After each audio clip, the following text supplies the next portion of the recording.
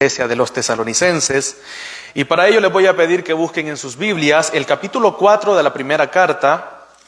Vamos a leer del verso 3 hasta el verso número 8 para la gloria de nuestro Dios, y estaremos meditando, hermanos. Hemos titulado la meditación de esta noche la santificación del creyente. Así que estaremos hablando acerca de la santidad del creyente, de la obra de Dios en el creyente y de nuestra responsabilidad en el crecimiento de la salvación. Capítulo 4, versículo 3 hasta el versículo 8, así dice la palabra de nuestro Dios, de Primera de Tesalonicenses. Pues la voluntad de Dios es vuestra santificación, que os apartéis de fornicación, que cada uno de vosotros sepa tener su propia esposa en santidad y honor, no en pasión de concupiscencia como los gentiles que no conocen a Dios, que ninguno agravie ni engañe en nada a su hermano, porque el Señor es vengador de todo esto, como ya os hemos dicho y testificado. Pues no nos ha llamado Dios a inmundicia, sino a santificación. Así que el que desecha esto, no desecha a hombre, sino a Dios, que también nos dio su Espíritu Santo. Pueden tomar asiento, hermanos. Gracias por ayudarme con la lectura de esta sección de la carta del apóstol Pablo. Como bien aprendíamos el domingo pasado, ya hemos llegado, hermanos, al capítulo 4 en el estudio de esta carta, y hemos visto cómo Pablo ha elogiado esta iglesia, y en muchas ocasiones ha dado gracias a Dios por los hermanos de Tesalónica, porque las virtudes que resaltaban esta iglesia son muy importantes para nosotros ver en esta iglesia un ejemplo de amor y de fe. Estas eran las cualidades que se resaltaban en esta iglesia, y Pablo las menciona, el amor que los hermanos tenían, ¿verdad?, los unos con los otros, y que mañana veremos que Pablo lo único que tiene que decir en cuanto al amor que ellos se tenían es que abunden más y más en ese amor. Y un ejemplo de cómo resistir y de cómo permanecer firmes en la fe a pesar de las oposiciones, a pesar de todas las dificultades que los hermanos estaban pasando. Al llegar al capítulo 4, entonces, Pablo pasa, por decirlo de alguna manera, como una segunda sección en su carta, en la que traerá, después de traer palabras de gozo y de alegría por esta iglesia, traerá palabras de exhortación. Y la forma como inicia el capítulo 4 lo deja muy claro: por lo demás. Algunas traducciones lo traducen como por último. Por último, hermanos, os rogamos y exhortamos en el Señor Jesús que de la manera que aprendisteis de nosotros como os conviene conduciros y agradar a Dios, así abundéis más y más. La intención del apóstol Pablo no solamente es dar gracias a Dios por la vida de los tesalonicenses, sino también recordarle a los tesalonicenses que por más bien que esté como iglesia, no se ha llegado a la meta. Siempre habrá cosas por las cuales habrá que existir una palabra de exhortación, una palabra de consolación para la iglesia. De este lado de la eternidad no habrá ninguna iglesia que llegue a tal perfección de santidad que no haya ninguna palabra de exhortación que no darle. Y Pablo es muy específico en cuanto a esto, porque ya sabéis qué instrucciones os dimos por el Señor Jesús. Aquí es de una palabra muy general. Pablo dice: ustedes saben cómo nosotros nos condujimos cuando estuvimos con ustedes en Tesalónica. De la misma manera, ustedes deben imitarnos para entonces poder agradar a Dios. Pablo no solamente predicaba con sus palabras, predicaba también con su testimonio. Y es que el testimonio debe de ir de acuerdo con la predicación de la persona que está exponiendo el sermón. Así que vamos a hablar, hermano, de un tema muy importante en esta noche, que es el tema de la santificación del creyente. Y ese es el título del sermón. Como comienza el apóstol Pablo ahí en el verso 3. Dice la primera parte del versículo 3: pues la voluntad de Dios es vuestra santificación. Hermanos, es la voluntad de Dios que seamos santos. Es el propósito de Dios que seamos santos, y es la obra de Dios nuestra santificación. Leemos en las Escrituras cómo el apóstol Pedro nos recuerda que después de haber sido sacados de nuestra vana manera de vivir y haber sido comprados a precio de sangre, la sangre del Cordero que fue inmolado en la cruz, debemos vivir en esta vida con temor si nosotros le llamamos a Dios Padre, y debemos procurar ser santos porque el que nos llamó es santo. Cuando leemos este texto y luego leemos de donde Pedro cita este texto allá en Levítico capítulo 11, versos 44 y 45, donde Dios le dice al pueblo de Israel: ustedes deben ser personas santas porque yo soy santo. Y vemos el estándar que Dios pone de la santidad, que es su santidad. Y a la vez que nosotros vemos en su santidad, también vemos nuestro propio pecado y entendemos que estamos muy lejos, hermanos, de llegar a ese nivel en el que deberíamos estar como creyentes. Es muy difícil. Yo creo que todos nosotros podríamos convivir con una persona que sea la más fuerte del mundo, ¿verdad? Porque encontraríamos una persona que nos cuide en cualquier situación. También podríamos convivir con una persona que sea amable y compasiva, puesto que nos perdonaría cualquier cosa y nos enseñaría de su bondad. También podríamos vivir con una persona que sea la más inteligente del mundo. Tal vez hasta podríamos encontrar formas de cómo ganar dinero con su inteligencia. Lo difícil y lo incómodo sería vivir con una persona perfecta, porque esa persona representará una amenaza para nuestra imperfección y representará aquello que nosotros queremos ser y no lo podemos ser. Lo mismo sucede cuando hablamos del Dios de santidad. Es rechazado por el hombre. Quizás este es el atributo más rechazado por nuestra naturaleza humana, porque es en su santidad que nosotros vemos nuestra pecaminosidad. Es en su perfección que nosotros vemos nuestra imperfección. El hombre quiere a un Dios de amor, a un Dios de gracia, a un Dios de bondad, pero quiere lejos a un Dios santo. Ese atributo que Dios ha revelado en su palabra es el mismo que nos llama a que nosotros vivamos como Él es, santo. Los seres angelicales proclaman su santidad. ¿Recuerdan aquel texto en el Antiguo Testamento en el que los seres angelicales le dicen santo, santo, santo, aún en su misma presencia? Que los ángeles, hermanos, tienen una perfección mejor que la nuestra. Ellos no son perfectos como Dios, pero tienen esa clase de perfección y santidad, y a pesar de ello reconocen que la santidad de nuestro Dios está por encima de su santidad. Así que Pablo nos recuerda aquí que la voluntad de Dios es que nosotros seamos santos. Cuando hablamos de la santidad debemos recordar lo que esto significa. La santidad es ser apartados por Dios, es ser cortados. Dios nos cortó del mundo para traernos a su reino. Fuimos separados justamente para ser santos, para servir a Él. Quizás una clave más específica de cómo entender esta santidad y cómo Dios nos separó, nos apartó para su servicio, le encontramos en Romanos capítulo 6. Vamos a leer desde el verso 2 en adelante. Romanos capítulo 6, versículo 2 en adelante, dice Pablo: ¿viviremos entonces en el pecado porque no estamos bajo la ley?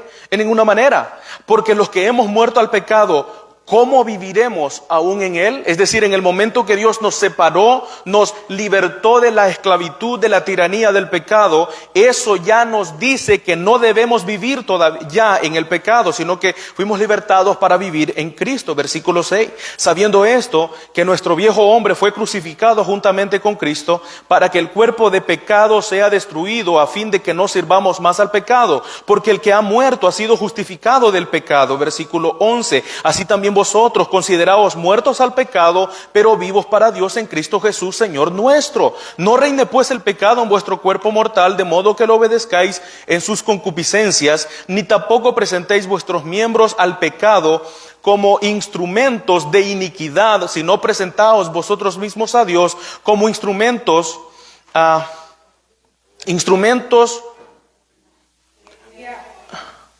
presentad vosotros mismos a Dios como vivos de entre los muertos, y vuestros miembros a Dios como instrumentos de justicia. Dios nos libertó, dice en el versículo 11, fuimos libertados en el momento de la justificación, y por ello ya el creyente no debe vivir bajo el dominio del pecado. Y esta es la diferencia entre el creyente y el incrédulo. El incrédulo cede a las tentaciones, a la vida pecaminosa de su carne, y el creyente está supuesto a vivir en esa santidad y en esa libertad en la que Cristo lo hizo libre. Hermanos, la santidad no es un requisito para la salvación. Si la santidad fuera un requisito para la salvación, entonces nadie podría ser salvo, porque en el momento que el Señor nos salvó, estábamos muertos en nuestros delitos y pecados. No había ni una pizca, no había nada que pudiera decirse de nosotros que fuese santo. La santidad más bien es una consecuencia de la salvación. Primero viene la justificación. En el momento que creímos, nuestros pecados fueron perdonados y fuimos libertados del pecado, y luego viene la vida de santidad como consecuencia de esa salvación. Esto es quizás lo más básico que todo cristiano debe saber, debe considerar en su vida, y es que fuimos llamados por Dios para vivir en santidad. Pero este tema es mucho más amplio y podríamos hablar de algunos aspectos, ¿verdad? Algunos detalles del estudio de la santificación, porque esta es una maravillosa doctrina que cubre muchas áreas que espero algún día de las cuales podamos hablar. Lo primero es la santificación posicional, la santificación progresiva y luego la santificación final. La santificación posicional fue en ese momento en el que fuimos justificados, cuando creímos en Cristo y le confesamos como nuestro Salvador. El Señor nos separó, nos apartó del mundo y de la tiranía del pecado para venir a formar parte del reino de su amado Hijo. Eso se le llama santificación posicional. Él nos cambió de posición, de una posición de muerte a estar en posición de vida con los santos. Luego está la santificación progresiva, desde la que hablaremos un poco, y por último la santificación final, que es cuando seremos glorificados. Y lo primero que Pablo nos enseña ahí en el versículo 3 del capítulo 4, en primera a los Tesalonicenses, es que la voluntad de Dios para nuestras vidas es que seamos santos. Fueron muchas veces en mi adolescencia como cristiano y juventud que yo me pregunté cuál es la voluntad de Dios para mi vida. Y hay cristianos que se siguen haciendo esa pregunta: ¿qué es lo que Dios quiere de mí? ¿Cuál fue el propósito por el que Dios no me dejó en mi pecado para que yo fuera al infierno, sino que me salvó? ¿Cuál es la voluntad de Dios en mi vida personal, ahora mismo, este día? Bueno, hermanos, Pablo es muy claro: la voluntad de Dios es que aquellos a los que Él salvó sean santos. Esa es su voluntad. De una forma muy general, Dios quiere que seamos santos. Pero no solamente Dios quiere que seamos santos, Dios está trabajando en nosotros para que seamos santos. Así que el primer punto de nuestro sermón podríamos decir que la santificación es una obra de Dios. Nuestra santificación, hermanos, es una obra de Dios, y eso debería no solamente llenarnos de consuelo, sino motivarnos a ser responsables en el crecimiento de nuestra santidad. Vemos en las Escrituras, hermanos, esta doctrina de una forma explicada de una forma muy clara en Romanos capítulo 8, versículo 28 en adelante. ¿Recuerdan lo que dice Pablo? Que todas las cosas ayudan a bien ¿a quiénes? A los que aman a Dios. Esto es, a los que conforme a su propósito han sido llamados. ¿Quiénes son aquellos a los que todas las cosas les va para bien? A los que aman a Dios. ¿Y quiénes son los que aman a Dios? Aquellos que conforme al propósito de Dios han sido llamados. Y de nuevo la pregunta: ¿cuál es ese propósito?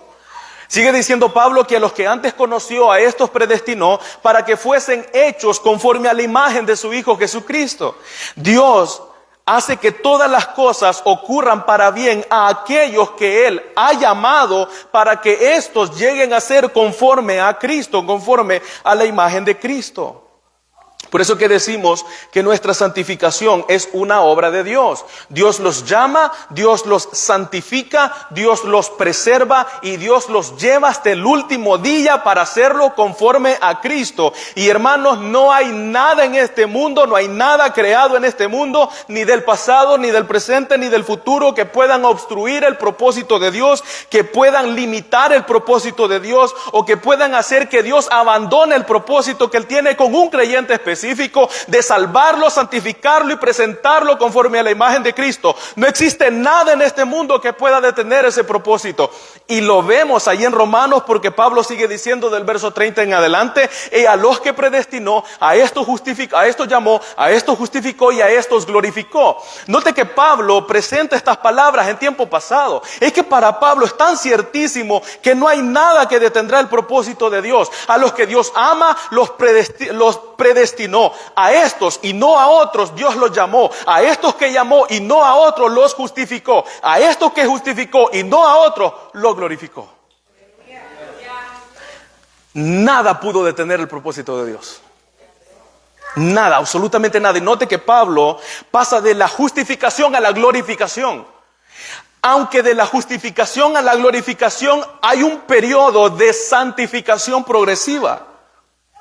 Y Pablo da por sentado que ese periodo de santificación, desde el momento que creímos hasta cuando seremos glorificados, Dios obró en la vida de ese creyente para mantenerlo firme hasta el fin.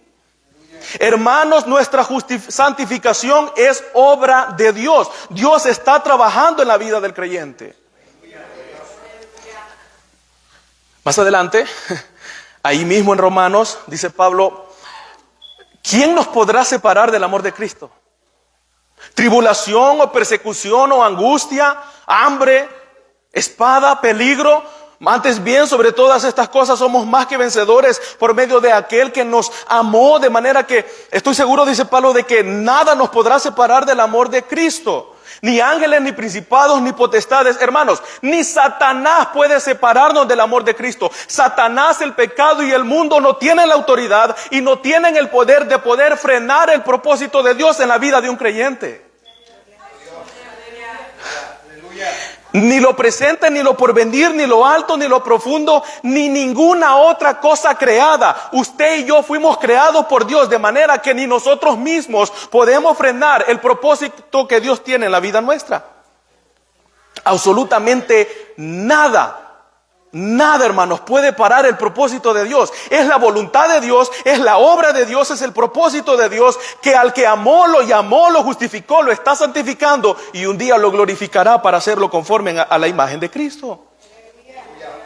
Por eso es que cuando Judas, el apóstol Judas, el que escribe la carta de Judas, se despide en su carta, allá por el verso 24 en adelante, dice Judas que nuestro Dios es poderoso para guardarnos sin caída y presentarnos sin mancha delante de su gloria con gran alegría. Y yo sé que ninguno aquí, hermanos, ninguno de nosotros podemos oponernos al comentario de Judas cuando dice que nuestro Dios es todopoderoso. A eso nosotros claramente decimos amén, hermano Judas. Nuestro Dios es todopoderoso. ¿Y para qué es poderoso Dios? Bueno, para muchas cosas, incluyendo el que Él pueda guardar sin caída a un creyente que lo amó, lo escogió, lo llamó y lo presente delante de Él sin mancha, con gran alegría, delante de su gloria, dice Judas. Nadie, hermanos, puede detener la obra de Dios. Y Dios está obrando en la vida del creyente. De nuevo, hermanos, nuestra santificación es obra de Dios. Dios es poderoso para guardarnos, Dios es poderoso para cuidarnos. ¿Recuerdan las palabras de nuestro Señor Jesucristo? Padre, no te pido que los quites del mundo, sino que los guardes del mal. Cuando yo estaba con ellos, yo los guardaba, pero ahora yo voy a ti, Padre eterno, y quiero que donde yo estoy, estos también estén. Dios nos está guardando para el día de Jesucristo. Luego le dice Jesús al Padre: Padre, eran tuyos y tú me los diste, y ninguno se perdió sino el hijo de perdición. Luego dice Cristo: todos estos por los que ruego, Padre Santo, están en tu mano. Y no hay nadie más fuerte que mi Padre, y los que están en la mano de mi Padre nadie los arrebatará. Hermanos, Dios es poderoso para guardarnos sin caída hasta el día de Jesucristo. De nuevo, nuestra santificación es obra de Dios. Ese texto de Judas se parece al texto en el que Pablo exhorta a los esposos en Efesios capítulo 5, versículo 25 en adelante. Le dice Pablo a los hombres de la iglesia: maridos, amad a vuestras mujeres como Cristo amó a la iglesia y se entregó a sí mismo por ella, para santificarla. Ahí está la palabra.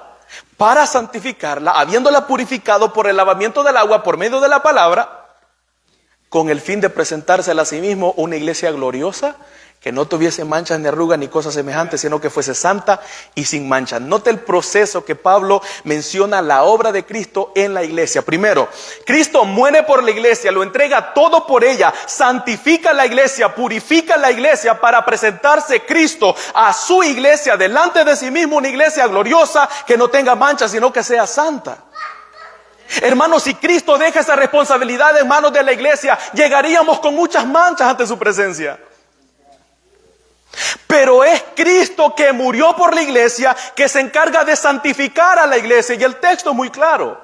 Cristo se entregó por la iglesia para santificarla, habiéndola purificado, y Él se presentará a la iglesia, una iglesia santa, sin mancha y sin ninguna contaminación. Cristo está obrando en la iglesia y está haciendo una obra de santificación en el creyente para presentárselo delante de Él sin mancha.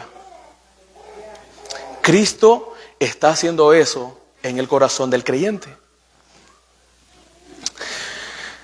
Y por si queda alguna duda de eso, ahí en la carta a los tesalonicenses, en capítulo 5, verso 24, 23 y 24, ahí más adelantito al final de la carta, dice Pablo: y el mismo Dios de paz os santifique por completo, y todo vuestro ser, espíritu, alma y cuerpo, sean guardados irreprensibles para la venida de nuestro Señor Jesucristo. Fiel es el que os llama, el cual también lo hará. ¿Qué es lo que hará? Santificar nuestro ser y guardar todo nuestro ser, alma, cuerpo y espíritu hasta el día de Jesucristo. Eso es lo que Dios, que es fiel, hará. Hermanos, nosotros confiamos en la fidelidad de Dios, ¿verdad? Amamos que Dios sea fiel. Dios es fiel. ¿Y saben lo que Dios hará con nosotros? Nos está santificando, nos está guardando hasta el día de Jesucristo. El apóstol Pablo describe muy bien, en pocas palabras, la obra que Dios está haciendo en el creyente en Filipenses 1:6.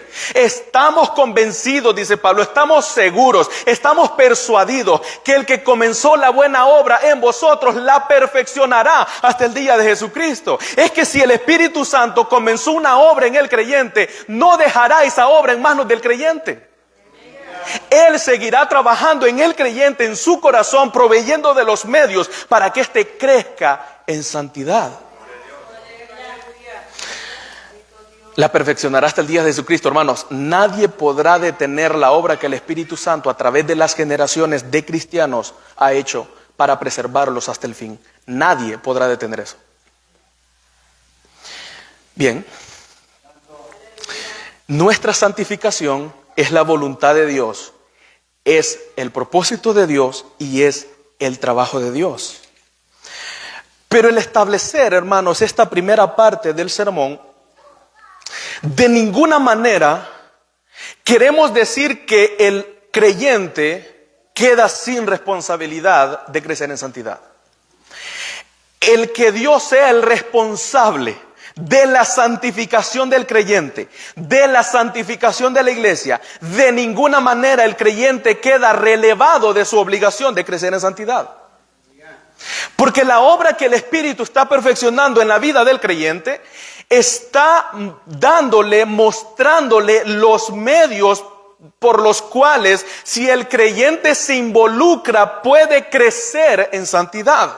¿Cuáles son esos medios? Bueno, tenemos la predicación de la palabra, tenemos el estudio de las Escrituras, tenemos la oración y por supuesto la comunión con los santos. Esos son medios legítimos que Dios nos ha dado para nuestro crecimiento en santidad. Y sabemos que nosotros tenemos responsabilidad en nuestro crecimiento en santidad porque la Biblia también lo enseña. Pero no dejando, hermanos, por un lado, el hecho de que aún nuestra responsabilidad depende de la obra de Dios. Es decir, yo no me ocupo en mi santidad porque yo soy bueno, porque yo soy fuerte, porque mi esfuerzo humano hará producir en mí un deseo de ser santo.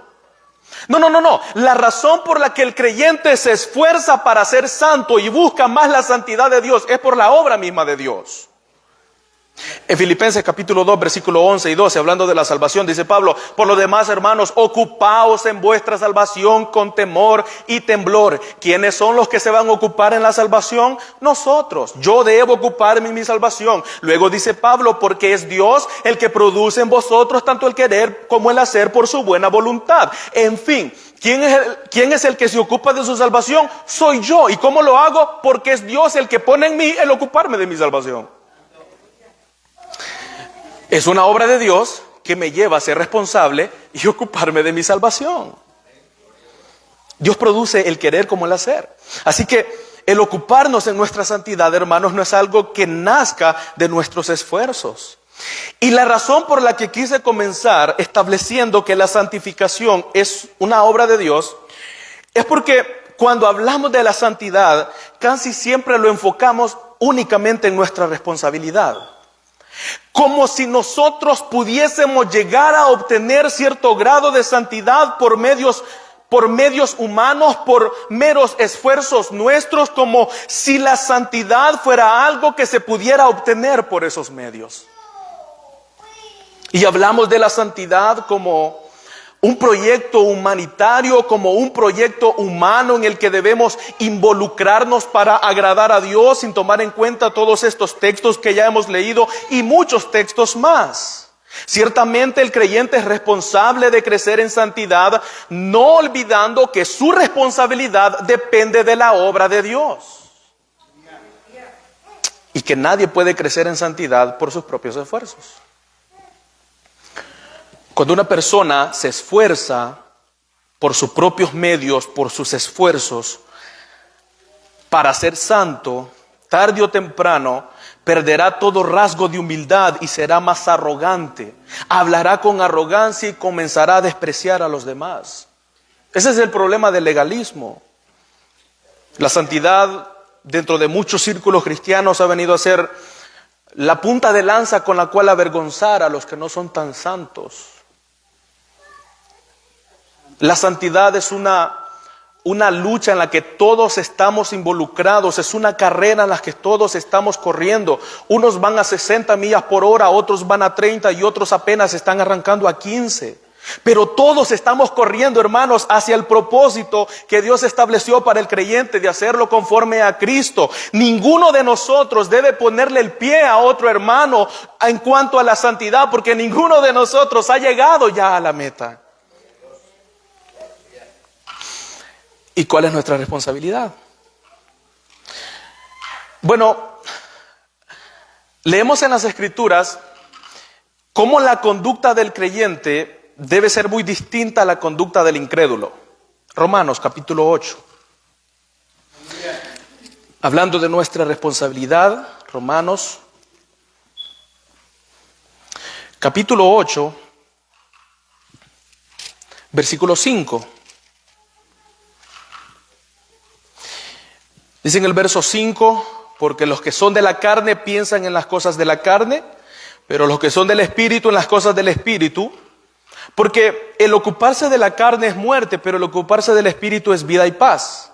Por cuanto los designios de la carne son enemistad contra Dios, porque no se sujetan a la ley de Dios, ni tampoco pueden.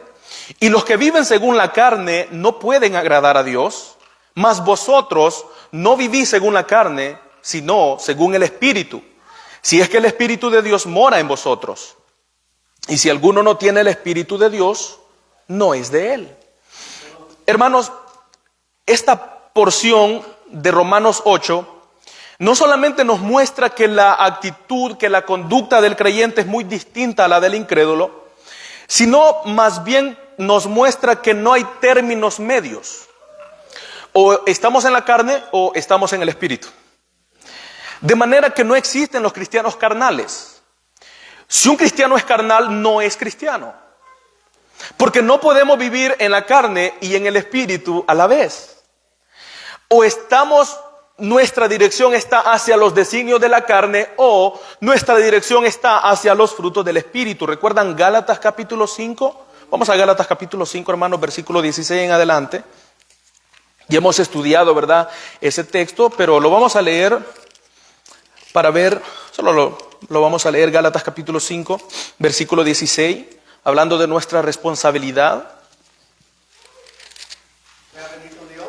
Y de los que viven en la carne, de los que viven en el Espíritu, dice Pablo en el verso 16, digo pues, andad en el Espíritu y no satisfagáis los deseos de la carne. Nota nuestra responsabilidad, es su deber, es mi deber andar en el Espíritu. Es acción que el creyente debe hacer, es una decisión que el creyente debe tomar. Anda en el Espíritu y no satisfaga los deseos de la carne. Significa que el creyente tiene la habilidad de decirle no a ciertas cosas y decirle sí a otras. ¿Qué decisión del creyente, hermanos, por la obra de Cristo, negarse a pecar delante de Dios y obedecer en todo lo que el Espíritu muestra? Andad en el Espíritu y no satisfagáis los deseos de la carne, porque el deseo de la carne es contra el Espíritu y el deseo del Espíritu es contra la carne, y estos dos se oponen entre sí para que no hagáis lo que quisierais. ¿Veis? ¿Ven? No hay tal cosa como puntos medios.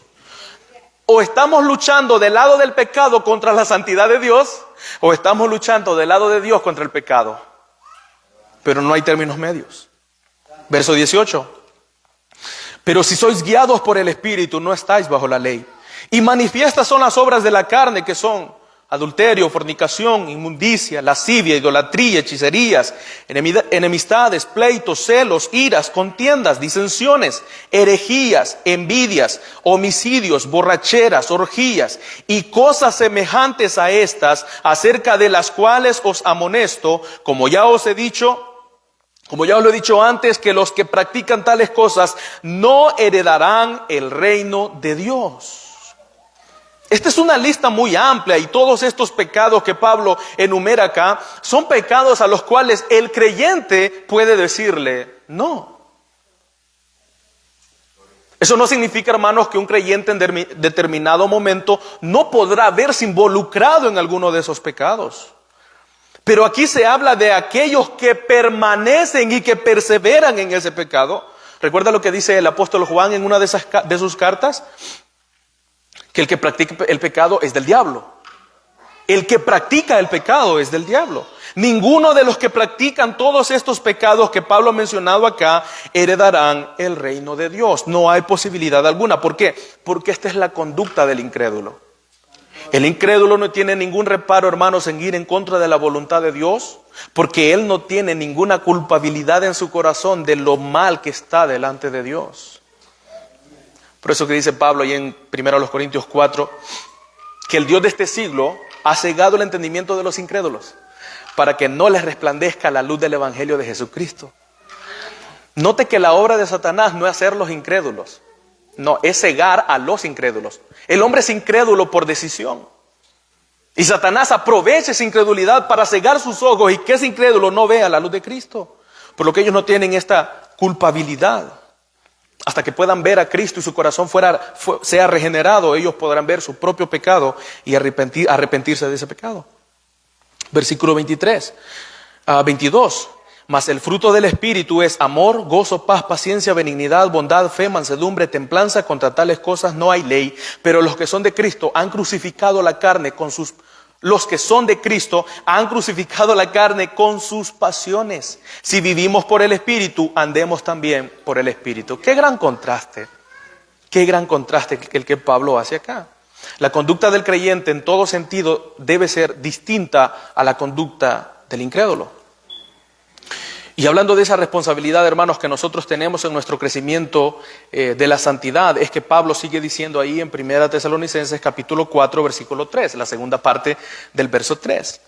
La primera parte dice que la voluntad de Dios es nuestra santificación.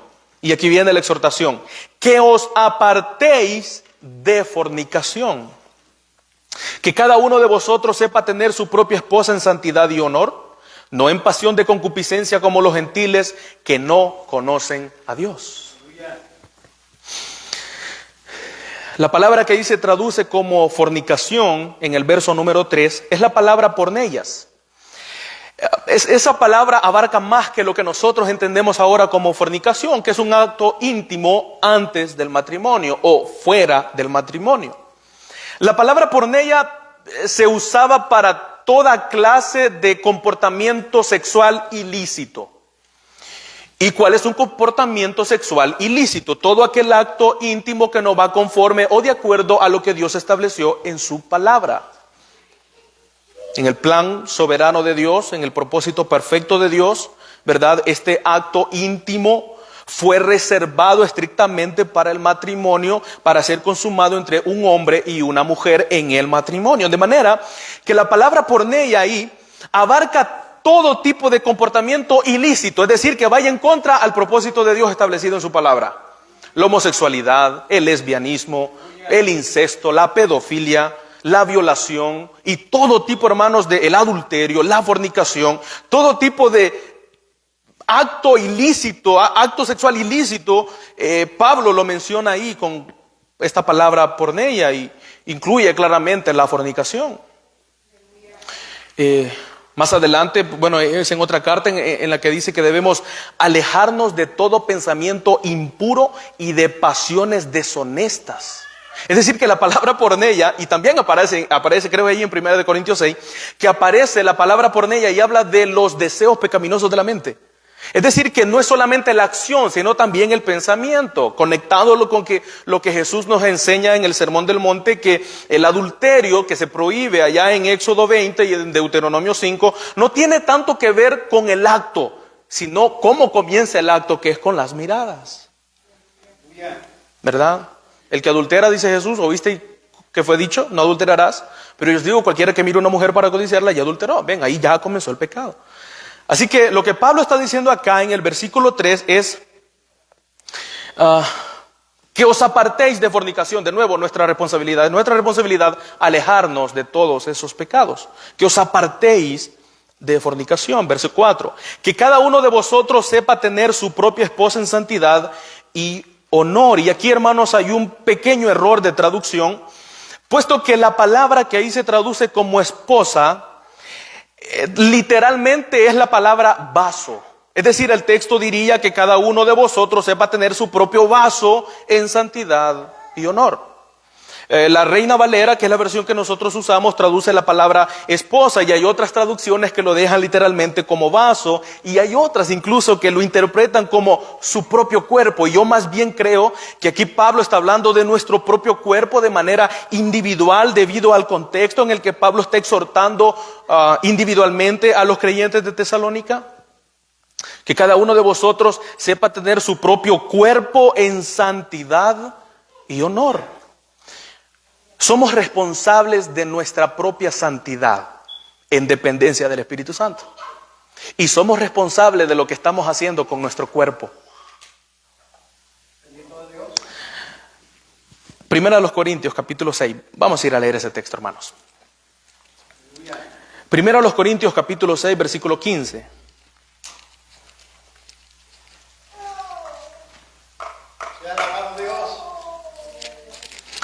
Primero a los Corintios capítulo 6 versículo 15 en adelante, dice Pablo: ¿no sabéis que vuestros cuerpos son miembros de Cristo? ¿Quitaré pues los miembros de Cristo y los haré miembros de una ramera? De ningún modo. ¿O no sabéis que el que se une a una ramera es un cuerpo con ella? Porque dice, los dos serán una sola carne.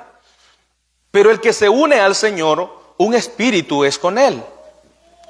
Huid de la fornicación. Una vez más, y ahí es la misma palabra, porneia. Huid de la fornicación. ¿Por qué? Bueno, porque cualquier otro pecado que el hombre cometa está fuera del cuerpo. Mas el que fornica contra su propio cuerpo peca. ¿O ignoráis que vuestro cuerpo es templo del Espíritu Santo, el cual está en vosotros, el cual tenéis de Dios, y que no sois vuestros? Porque habéis sido comprados por precio. Glorificad pues a Dios en vuestro cuerpo y en vuestro espíritu, los cuales son de Dios. Es muy clara la enseñanza de Pablo. Huid de todo acto ilícito, pecaminoso, porque todos esos actos son contra el cuerpo, y nuestro cuerpo ya no nos pertenece. Le pertenece a Dios. Dice Pablo que nuestro cuerpo ha venido a ser templo del Espíritu Santo.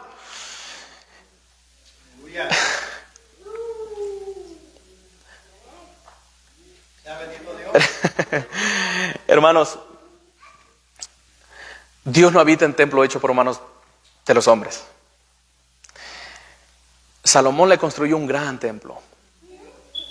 Herodes hizo un gran templo para el tiempo de los discípulos. Hoy mismo hay grandes templos, hermosos, limpios, amplios, bien decorados. Y al Espíritu Santo le agrada morar en usted y en mí. ¿Qué estamos haciendo con nuestro cuerpo?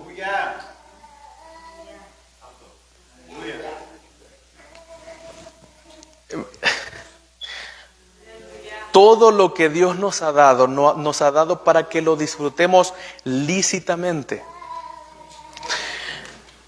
¿Alguna vez hemos pensado que con lo que hacemos durante el día, cómo nos vestimos, lo que comemos, eso tiene que ver con la santidad? Porque la Biblia dice que sí. Me parecía gracioso, decía un hermano, ¿usted cree que a Dios le interesa el champú que usted usa cuando se baña?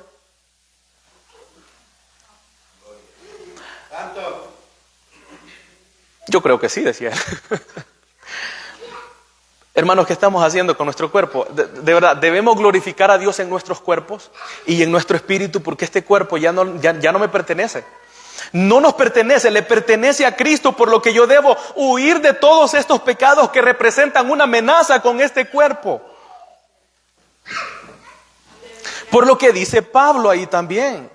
Dice que cada uno de vosotros, hermanos de Tesalónica, sepa tener su propio cuerpo. Ven, habla de templanza, de sometimiento, de dominio propio. Que cada uno sepa tener su propio cuerpo en santidad y honor delante del Señor. No en pasión de concupiscencia como los gentiles que no conocen a Dios. ¿Ven la diferencia entre la actitud, la conducta de un gentil, de uno que no ha creído en Cristo, y del creyente? Es que el creyente se cuida para Dios. Cuida lo que dice, cuida lo que hace, cuida el cuerpo. Y lo hace para Dios, porque Dios habita en él. No como los gentiles, porque los gentiles no tienen ningún reparo, hermanos, en ceder a todos los deseos pecaminosos de su naturaleza. Y esto debe haber sido tan chocante para los hermanos de Tesalónica, porque el contexto de la ciudad, de la sociedad en la que ellos vivían, era tan desmoralizada, era tan normal para los tesalonicenses. Todo acto ilícito, todo acto sexual ilícito, sin importar lo inmoral que fuera, ya se había vuelto algo normal. Los idólatras, cuando llegaban a los templos y se hacían sus propios dioses, esos dioses eran conforme a sus propios deseos. Por eso es que cuando vemos en el Nuevo Testamento templos de los dioses falsos que ellos adoraban en diferentes ciudades, ahí aceptaban mujeres en el ministerio. Eran sacerdotisas. Pero esas sacerdotisas también eran rameras a la vez. Y eso no era culpabilidad en sus corazones, porque era muy normal un acto inmoral. Cuando los tesalonicenses reciben esta palabra de exhortación, absténgase de todo pecado sexual ilícito, y que cada uno de vosotros sepa tener su cuerpo en santidad y honor delante de Dios, porque ustedes ya no son gentiles, ya no son de las naciones, ya no son inconversos, son templo del Espíritu Santo. ¡Qué exhortación! ¡Qué exhortación! Y el segundo ejemplo que Pablo pasa a dar en el verso 6, aparentemente está desconectado del contexto, pero creo que la mayoría de teólogos están de acuerdo en que Pablo en el verso 6 sigue hablando del mismo ejemplo del verso 4, del verso 3 y 4.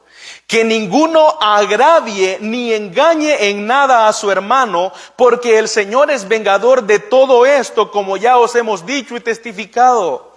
Que ninguno agravie. La palabra ahí agraviar habla de aprovecharse, y el contexto es el pecado ilícito, el pecado sexual ilícito.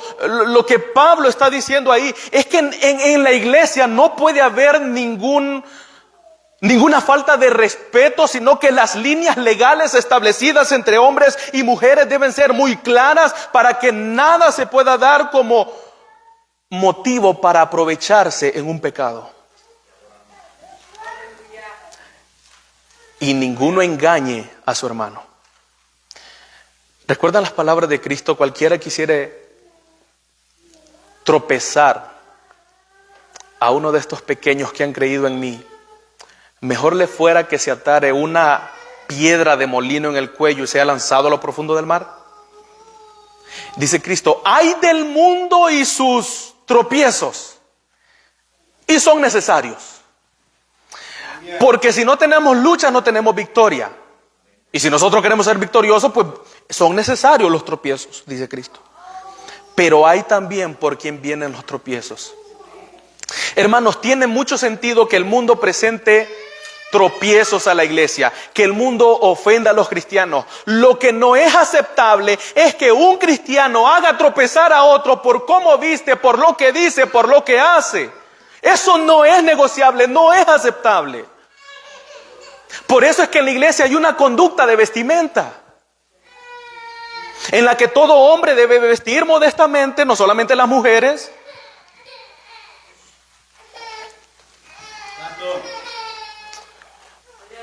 Cuando hablamos de santidad, pudiéramos pasar, hermanos, todo el sermón hablando de no se pongan tacones, córtense bien el cabello, no usen pantalones y todas esas cosas que ya las sabemos de memoria. ¿Saben por qué? Yo nunca hablo de eso y espero nunca hablar de eso. Porque creo que el árbol no cambia su fruto golpeando las ramas. Si yo quiero que un árbol cambie de fruto, está dando un fruto malo y va a dar un fruto bueno, ¿qué es lo que yo tengo que hacer? Limpiarlo, podarlo y abonar su raíz. Es decir, yo debo seguir predicando el evangelio porque la obra de transformación, aún en la vestimenta de un creyente, es obra del Espíritu Santo. Nosotros no podremos cambiar a la gente. Hermanos, ese método no ha funcionado. ¿Usted cree que una hermana que se ponga pantalón ya no se va a poner porque el predicador le gritó desde el púlpito? Es que eso es un problema del corazón, es un problema de los oídos. La santidad comienza de adentro y se refleja por fuera. Es obra de Dios y nuestra responsabilidad. Así que debemos seguir predicando el evangelio y que Dios obre. Pero hermanos, no es aceptable, no lo es, que un creyente ponga tropiezo a otro para que peque. Eso no es aceptable. En boca del Señor Jesucristo, mejor le fuera que se muera que haga caer a uno de mis pequeños. Que ninguno se aproveche ni engañe en nada, absolutamente en nada, a los hermanos. ¿Saben por qué? Porque el Señor es vengador de todo esto. El Señor es vengador de todo esto, como ya os hemos dicho y testificamos. Hermanos, Dios ha establecido una lista de leyes, de mandamientos, que todos aquellos a los que Él ha salvado deben procurar vivir en ellos. Y si Dios ha dado leyes es porque habrá un juicio. Y ninguno de nosotros tiene el derecho de condenar a otro, ni de juzgar a otro, ni de vengar a otro. La venganza es del Señor y únicamente el Señor es el que se vengará de esto. Habrá un juicio, habrá un tribunal. Delante del juez estaremos. Y Dios ahí juzgará todos estos pecados. Pues no nos ha llamado Dios a inmundicia, sino a santidad. Así que el que desecha esto, no desecha a los hombres, no desecha a hombre, sino a Dios, que también nos dio de su Espíritu. Los tesalonicenses iban a atender esta palabra de exhortación porque en ellos estaba el Espíritu. Pero aquellos que rechazan esta palabra de exhortación, aunque se digan ser creyentes, es una evidencia el que rechacen esta palabra de exhortación, que en ellos no está el Espíritu de Dios. Y no están rechazando las palabras de Pablo, no están rechazando las palabras de la Biblia, están rechazando a Dios mismo. Y ningún verdadero creyente puede rechazar a Dios. Quiera Dios, hermanos, que por medio de estas tres enseñanzas de la primera parte del capítulo 4, la enseñanza del domingo pasado que nos motivaba a crecer y abundar mucho más, esta enseñanza que nos llama a una exhortación a la santificación en dependencia de la obra de nuestro Dios, y la enseñanza de mañana, que Dios nos ayude a poder ver el camino en el que debe conducir el creyente. Pablo lo habla muy claro ahí. Quiera Dios bendecir nuestras vidas. Termino con esto. La práctica del pecado sexual viola la obra del Padre, Hijo y Espíritu Santo. Es un rechazo a la voluntad del Señor. No toma en cuenta sus propósitos, desacata sus mandamientos, rechaza su amor y desobedece y abusa abiertamente de su gracia. Tal vez lo más aterrador de todo esto es que los que se enredan en inmoralidad sexual no toman en cuenta la realidad del juicio de Dios justo contra el pecado.